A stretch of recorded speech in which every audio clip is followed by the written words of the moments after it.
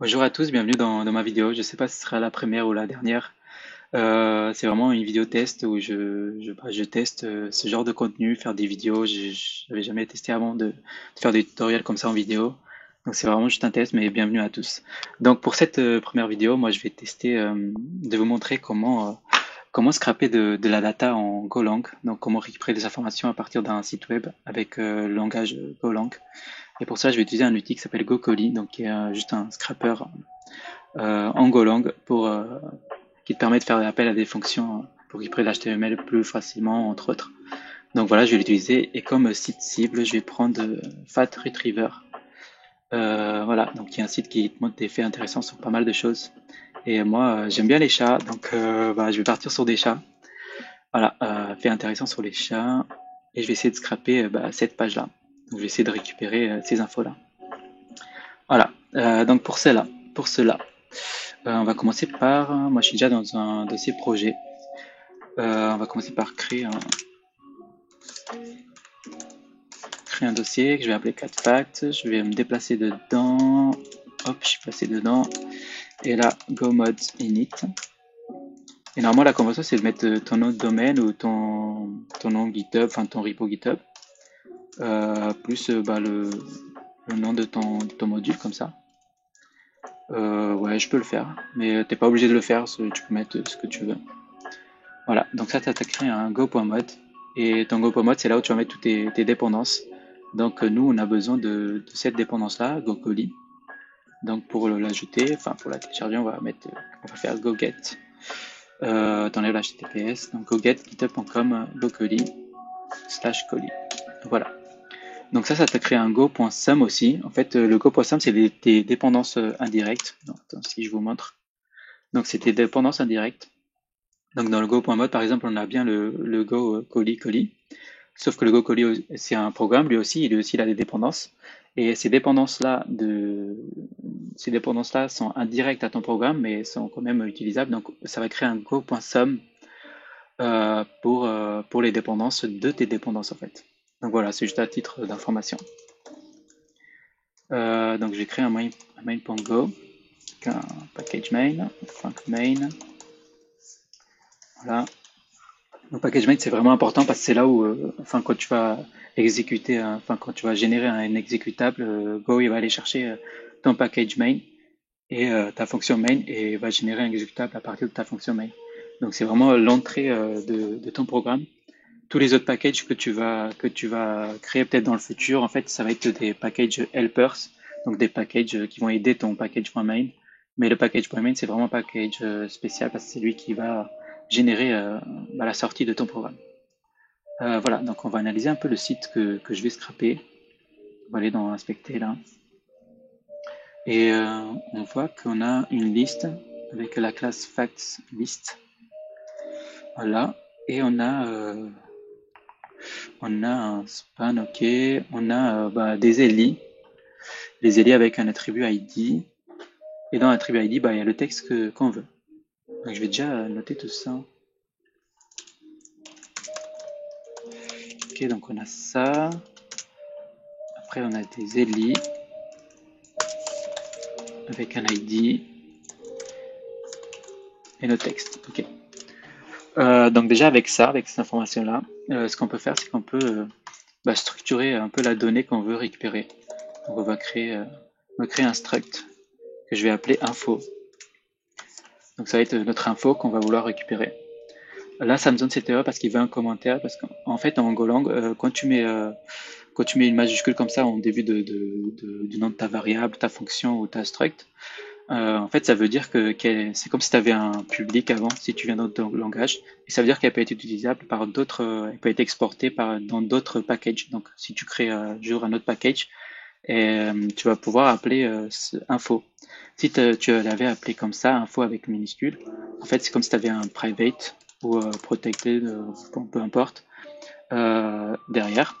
Et c'est comme, du coup, elle peut pas être appelée par d'autres packages, elle peut être utilisée que dans ton main.go, par exemple. Donc voilà. Et donc le linter de Golang, il veut des commentaires quand il y a des variables ou autres exportées. Donc je vais juste mettre un commentaire bidon. Enfin, instruct info is extracted from my website data. Voilà. Ok, donc ici on va avoir déjà un ID de type int. Et après, vu qu'on veut le parser en JSON, on va le dire comment il va s'appeler en JSON. ID. Voilà, hop. Et on va avoir aussi du coup la description ou le texte qu'on veut, qui va être type string. On va donc appeler JSON description. Voilà. Maintenant, ce qu'on peut faire, c'est qu'on peut créer une slice, donc une slice qui s'appelle all info. Donc en fait, c'est une slice, c'est comme c'est un array si tu viens d'autres langages, mais en fait, c'est un array qui est mutable en fait, et il peut s'élargir. Donc ça veut dire qu'il n'y a pas une taille fixe. Donc ça, c'est vraiment bien. Et c'est pour ça qu'en Golang, on utilise plutôt des slices au lieu de arrays. Donc on va créer un slice avec des infos à l'intérieur et une taille initiale de 0. Donc voilà, là ça te donne cette erreur là parce que c'est déclaré mais non utilisé. On va l'utiliser après, pas de souci.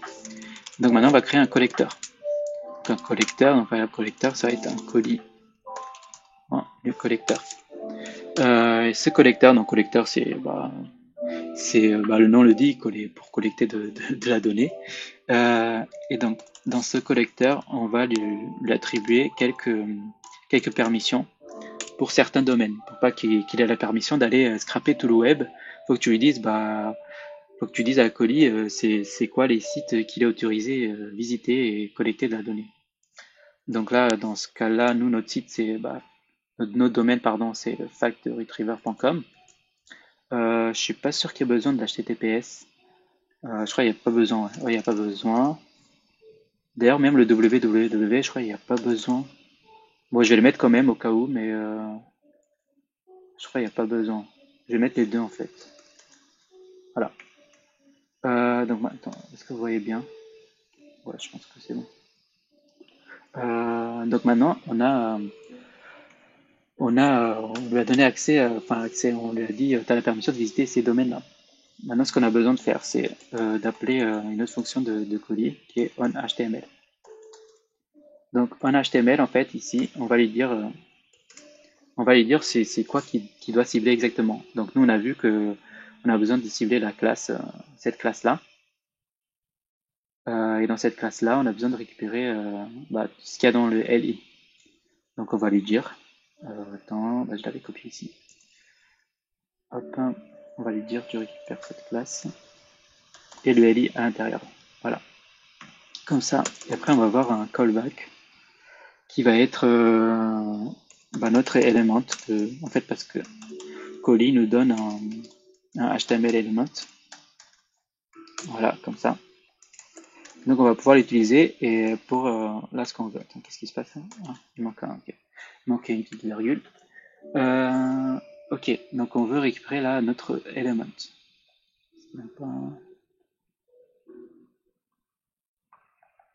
Ah, mais je suis bête, c'est pas HTML comme ça, c'est HTML comme ça. Ok. Donc on a ce pointer vers colis. Et colis nous donne un HTML element, donc qu'on a nommé element tout simplement.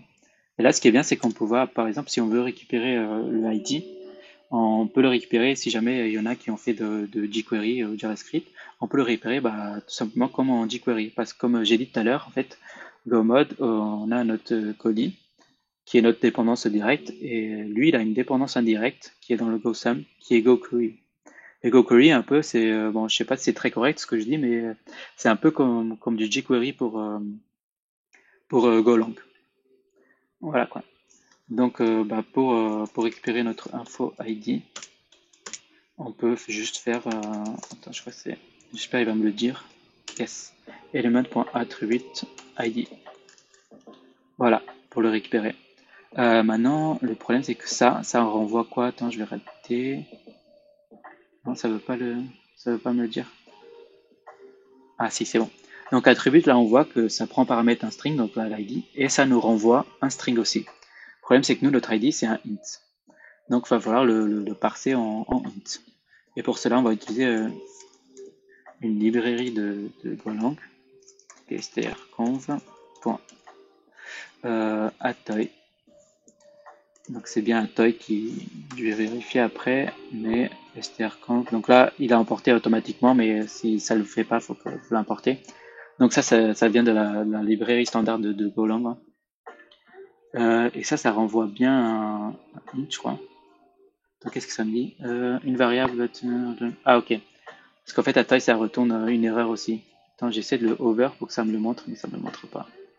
Bon, c'est pas grave. Mais je crois que ça envoie un int et une erreur. Donc faut traiter l'erreur. Là, on regarde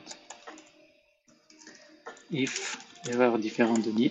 Donc si elle existe en gros.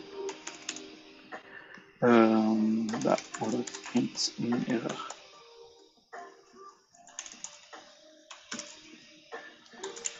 Voilà. Parce qu'en format on l'utilise pas. Bon, c'est pas grave. Je voulais le over ici, pourquoi je peux pas. Ah, voilà, j'ai réussi. Donc on voit bien que ça prend paramètre le string qu'on veut parser en int, et ça nous retourne bien un int et un erreur. Donc là, il va falloir traiter le int, mais aussi l'erreur, parce qu'il se peut qu'il y ait une erreur. Voilà, donc c'est pour ça que ça me donnait la petite erreur tout à l'heure. Maintenant, je veux aussi l'info description, je vais appeler info desk. Et pour ça, on va juste mettre element.text, donc ça va récupérer tout le texte de l'élément qu'on a ciblé. Donc l'élément qu'on a ciblé, c'est ça, factlist.li. Tous les li dans factlist. Factlist, pardon.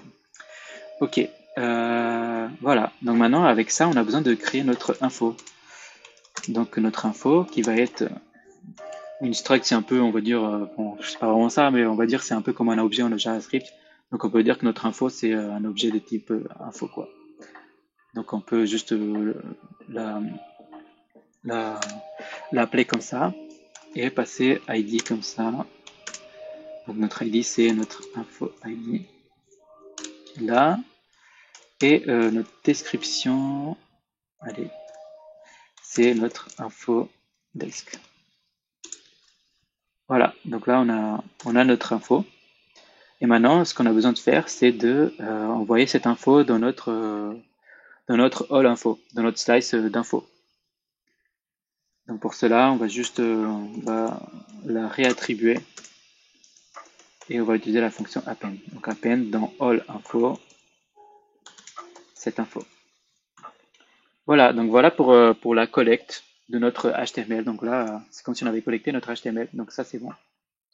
Et maintenant, on va lui dire de visiter la page. Donc collecteur.visite. Et là, on va avoir besoin de notre page, vraiment, pas d'une autre domaine, mais vraiment de la page qu'on veut utiliser pour récupérer de la donnée. Voilà. Donc là, si j'ouvre un terminal, pardon, je fais un go run main.go.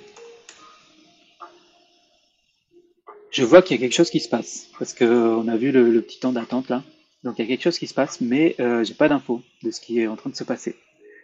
Donc pour ça, Collier, il a une autre fonction qu'on peut appeler, qui s'appelle onRequest. Voilà, donc onRequest, en fait, ça permet de paramétrer une fonction et on va pouvoir dire quelle action on veut faire au moment de la requête. Donc là, on peut lui dire, donc là c'est open pointer request. On peut lui dire au moment de la requête, dis-nous que tu es en train que tu es en train de visiter le bon URL. Donc on va juste marquer visiting, pardon, hop, visiting, donc la request, notre request elle a un paramètre URL. Hop, et on va le parser en string. Voilà. Visiting, donc là, si je rerun ça, ça me dit bien qu'il est en train de visiter le bon URL. Donc au moins, on a des infos. Maintenant, on va vouloir récupérer ces infos après le collecteur visite. On va vouloir récupérer ces infos en JSON, par exemple. Donc pour cela, c'est un sujet que je suis encore en train d'apprendre là en Golang, comment bien maîtriser le parsing de JSON et tout. Mais j'ai vu sur internet qu'il faut créer un JSON.new encoder. Donc un encoder, c'est quelque chose qui va recevoir du code, par exemple, et il va essayer de l'encoder. Donc le new encoder, on voit qu'il a en paramètre un writer. Donc le reader, c'est ce qu'il va lire en anglais, et le writer, c'est ce qui va écrire ce qu'en le JSON, quoi.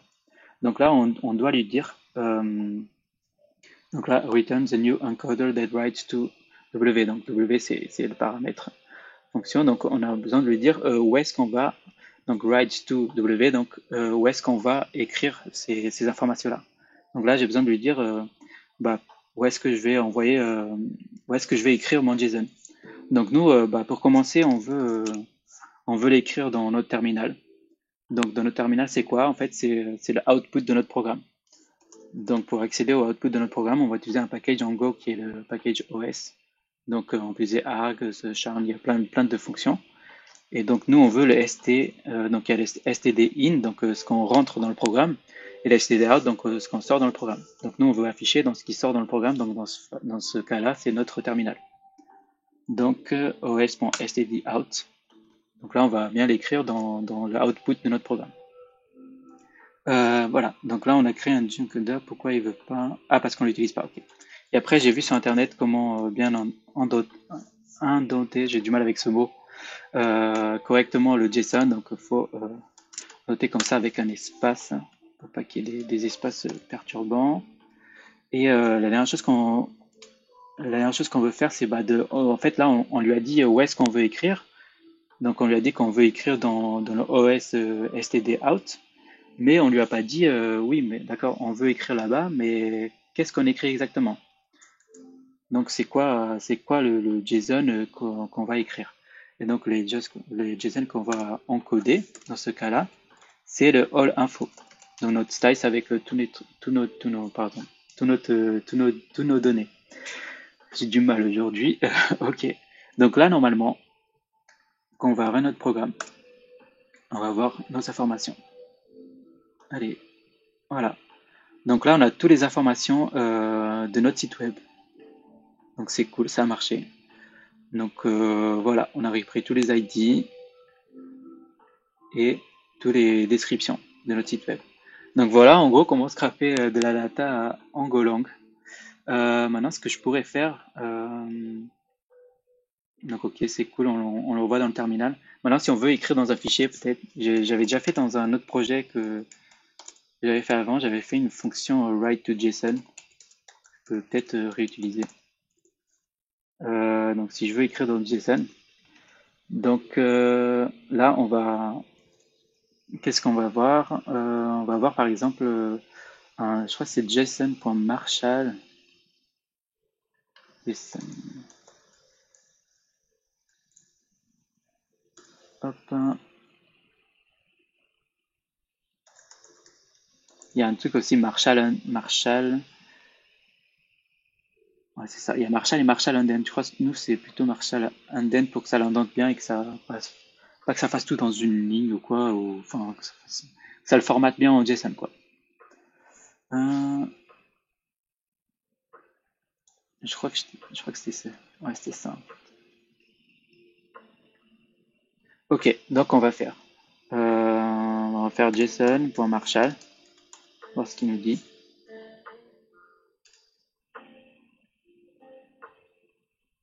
Marshall returns the JSON of a coding of it. Ok, donc ça retourne du JSON, quoi, en gros. La traduction. Mais nous, on veut faire du JSON. On veut du JSON déjà indenté. Donc ça prend quoi en paramètres? Ok, interface. Interface, c'est quoi? C'est notre ouais, interface, pas notre interface. On va dire que c'est ça, info. Donc quel type de données? L'indent. Donc l'indent, c'est ce qu'on a passé ici, là. Donc déjà, on veut récupérer la data. Et notre data, c'est de type info. Voilà. Donc on veut de la data de type info. Donc déjà, on reçoit ça. Et ça, bah, c'est ça qu'on veut passer ici. Dans le premier argument. Après, on veut quoi? On veut, bah, du coup, après, on veut juste l'indent, en fait. Je crois le reste, c'est des options, on n'a pas besoin. Et moi, j'ai besoin de brancher mon Mac. Ce serait peut-être bien. Je crois qu'on a juste besoin de ça, j'ai même pas besoin. Bon, je maîtrise pas trop encore, mais je crois que j'ai pas besoin du reste. J'ai juste besoin de marquer comment je l'entends comme ça. Ouais, c'est ça. Bah, ça marche. Ça me donne pas d'erreur, donc ça veut dire que ça marche. Euh, donc voilà. Donc là, on va dire qu'on a récupéré notre data. En fait, là, au lieu d'utiliser ça, on va utiliser du coup write JSON et on va lui passer all info ici. Donc on lui passe all info ici et du coup bah, il récupère ça comme data et data du coup il va l'indenter avec la fonction Marshall indent. Ok, super. Maintenant on pourrait l'écrire par exemple dans un fichier. Donc pour écrire dans un fichier on va utiliser io-util qui je crois que c'est ça qui est un truc standard de Go aussi donc write file voilà exactement. Donc là on veut écrire un fichier. Donc ça nous demande quoi en argument? Ça nous demande file name. Donc, je peux l'appeler cats.json. Ok, ça nous demande quoi d'autre? Ça nous demande, allez, bah, le data. Donc le data, c'est, bah, dans ce cas-là, c'est pas ça, c'est plutôt ça. Je vais juste mettre ça dans une variable, donc data file. Voilà. Et pourquoi il veut pas? Ça retourne quoi, Marshall Indent? Ça retourne deux fonctions. Ah bah c'est ouais, c'est l'histoire de l'erreur encore. Donc ça retourne c'est une erreur. Donc faut la traiter. Donc if erreur 42 000. Une erreur. Donc je vais mettre code note create JSON. Voilà. Donc là, on passe notre data file ici. Et qu'est-ce qu'il demande au dernier? Le perm file mode. C'est la permis. Ah ouais, c'est l'histoire des chmod et tout. Euh, permission. Je crois, voilà, j'avais ça. Donc c'est des permissions Unix. Donc là, par exemple, 066, on a le droit de lire.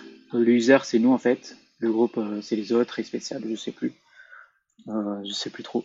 Mais bon, nous, ce qui nous apporte, c'est user. Donc user, c'est nous. Donc nous, on peut lire dans le JSON et écrire dans le JSON. Donc c'est vraiment ce qu'on veut. On veut pas trop exécuter. Quoique on pourrait mettre exécuter. Donc pour ça, il faut augmenter le droit ici. Et je crois que bah, maintenant, on peut exécuter. On n'a pas trop besoin d'exécuter. C'est juste vraiment de le lire et écrire dessus. Donc voilà. Donc je vais utiliser ce mode de permission. Et voilà. Je pense que c'est ça. Je pense que j'ai besoin de rien d'autre en fait. Ouais. Ah, aussi en Go, quand tu as, par exemple là, tu peux mettre ça dans une variable et du coup faire return la variable. Mais sinon, si t'as pas besoin, tu peux mettre un underscore comme ça et le compilateur il va juste ignorer. Hop, qu'est-ce que j'ai fait? Voilà, du coup, il n'y a pas besoin de la déclarer, c'est juste comme ça. Et du coup, le compilateur il va juste l'ignorer quoi. Mais voilà quoi. Donc, bah, je vais tester ça, voir si ça marche. Donc c'est parti, go run main.go. Et est-ce que ça m'a créé? Yes, ça m'a créé un fichier cats.json. Et voilà, donc là j'ai un fichier avec tous les infos que j'ai scrappées de mon site web. Bah voilà pour cette vidéo. J'espère que ça vous a plu un peu. C'est vraiment ma première vidéo, donc j'ai vraiment testé des trucs. Donc bah, j'espère que c'était cool pour vous. En tout cas, moi, je suis content que ça a marché. Ça aurait pu mal tourner, on sait pas. Et voilà, donc bah, je vous souhaite une reste bonne journée ou bonne soirée, je sais pas trop comment dire au revoir dans ce genre de vidéo. Mais voilà, merci d'avoir assisté et à bientôt.